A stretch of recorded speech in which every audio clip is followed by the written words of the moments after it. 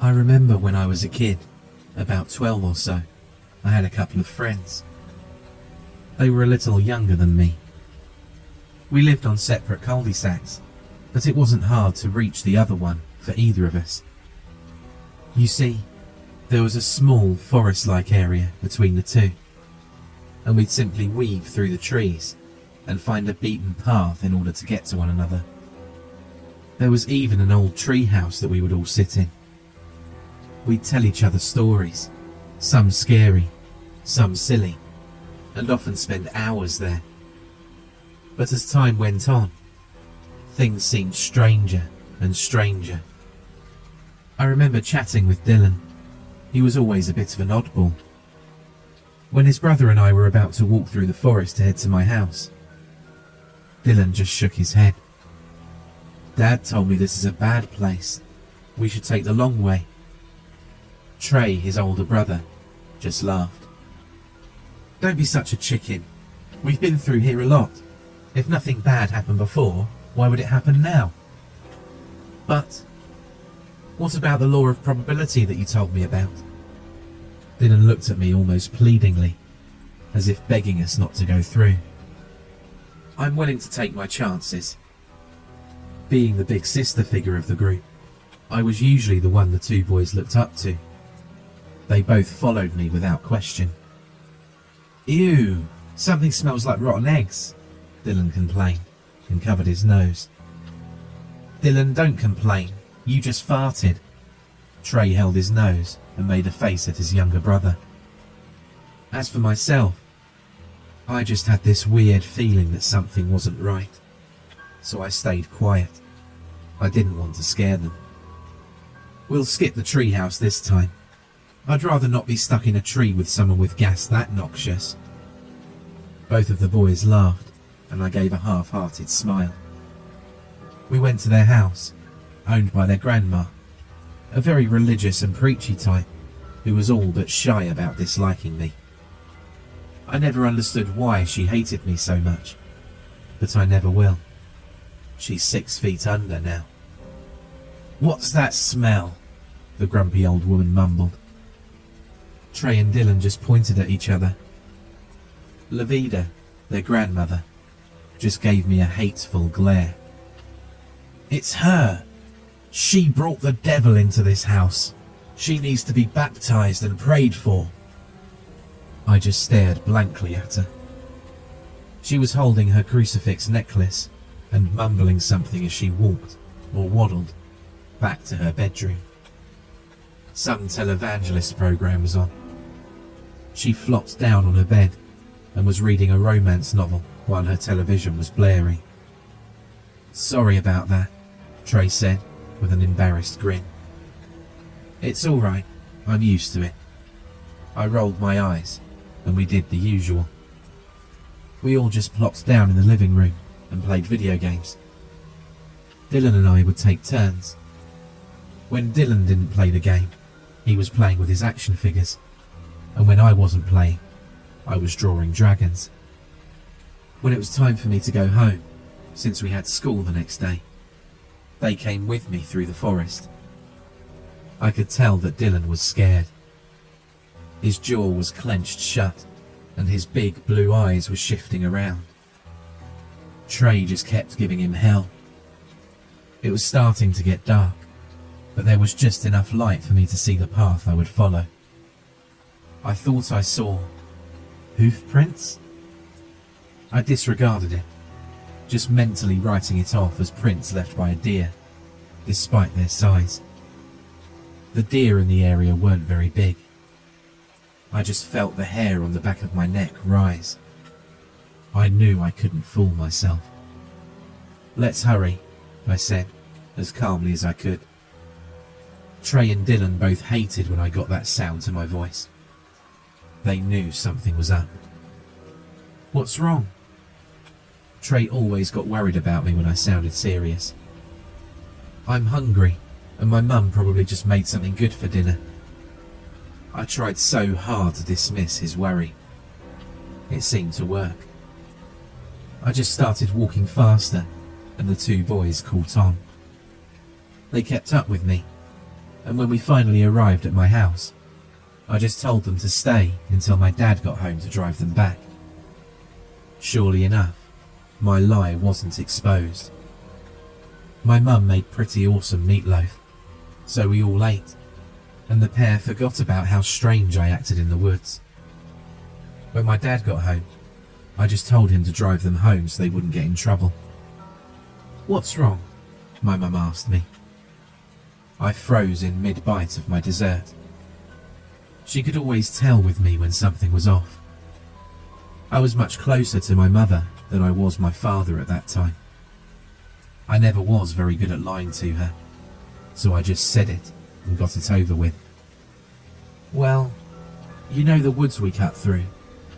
She nodded to me. "Well, everything about them seemed weird today." "How so?" "It smelled weird, like bad eggs." "Sulfur. Is that what makes eggs smell bad when they're rotten?" She nodded again.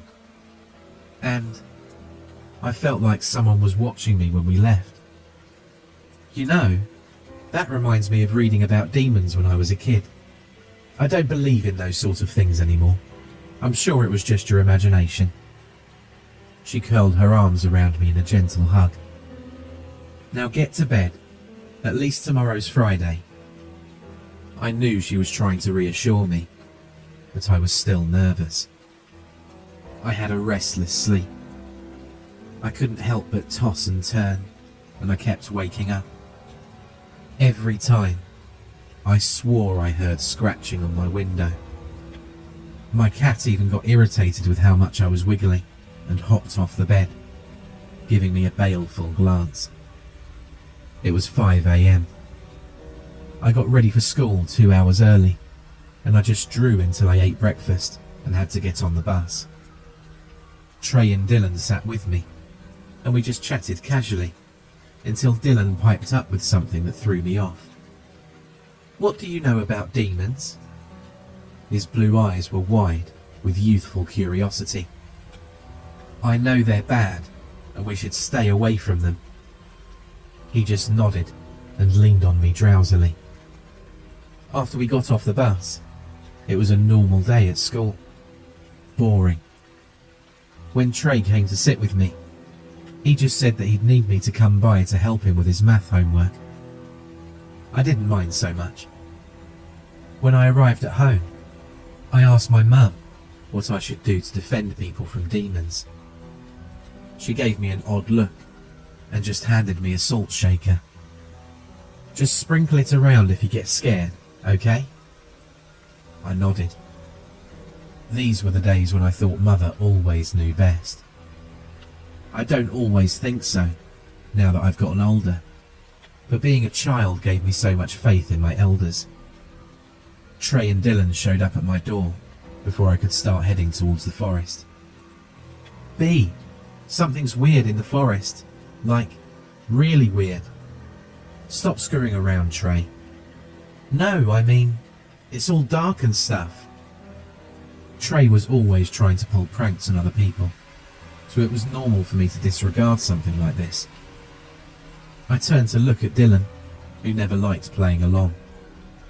He nodded. I was always the brave one.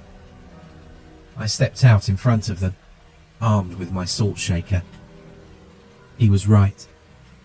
The forest felt so oppressive, and everything looked considerably darker. "I'm spending the night with you guys tonight, okay?" I didn't want to cross back through there anytime soon. I sprinkled salt around before I stepped anywhere. "Why are you doing that?" Dylan asked. "My mum said it keeps the bad things away." Dylan clung to my arm, as any child of 7 or so would do. Trey kept close behind. I could feel the hair on the back of my neck rise again. I turned my head, and I still can't explain what I saw. A large pair of golden eyes was staring out at us from a dense thicket. They were too large to belong to any local animal. The low light reflected off of them, making them gleam ominously.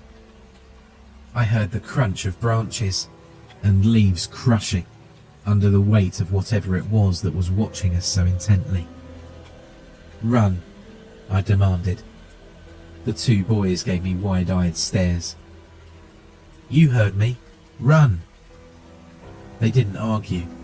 They bolted, and I was directly behind them. I felt myself tremble slightly, as I could swear I felt fiery breath on the back of my neck and the swiping of claws at my back.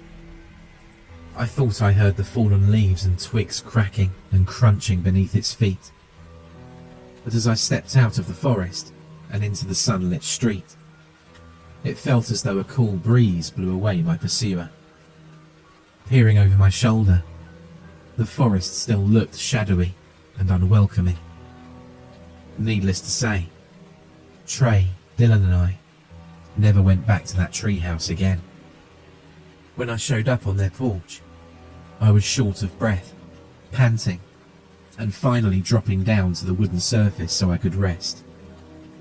Both of them seemed really concerned, so I was helped up and led inside. I was pretty sure my eyes had even watered. I was scared, and that was rare for me. We did our best to act like nothing strange happened, all in vain, because none of us ever forgot. We never went through those woods again. We'd take the long way round, just to avoid whatever was there. Shortly before I moved at 15, someone bought the plot of land that we decided to call Axaram's Keep, partially because we thought it sounded cool and scary. Axaram was what I went about calling the being living there, after experimenting with one of those Ouija boards. I don't know what happened to Axaram's Keep since then. It exchanged hands several times, or at least that's what my mother tells me. But to this day, I still remember everything so clearly. For all we know, the whole plot of land could have been cleared by now. Now, albeit more than a decade since the incident, I occasionally have dreams in which I see him. A charred face with glinting yellow eyes gazes maliciously into my window, gnarled and blackened fingers clawing at the glass. Rows of pointed, half-rotten teeth expose themselves to me in a menacing grin as he tries to beckon me forth. The silhouette of his twisted horns is clear to see in the moonlight. He attempts to make me open the window in every dream. His voice hisses to me in mock playfulness. "Let me in." Sometimes I think I smell sulphur when I wake, only to stare out of my window and see nothing there. Every morning I sprinkle salt outside my window, hoping that will be enough to keep it away.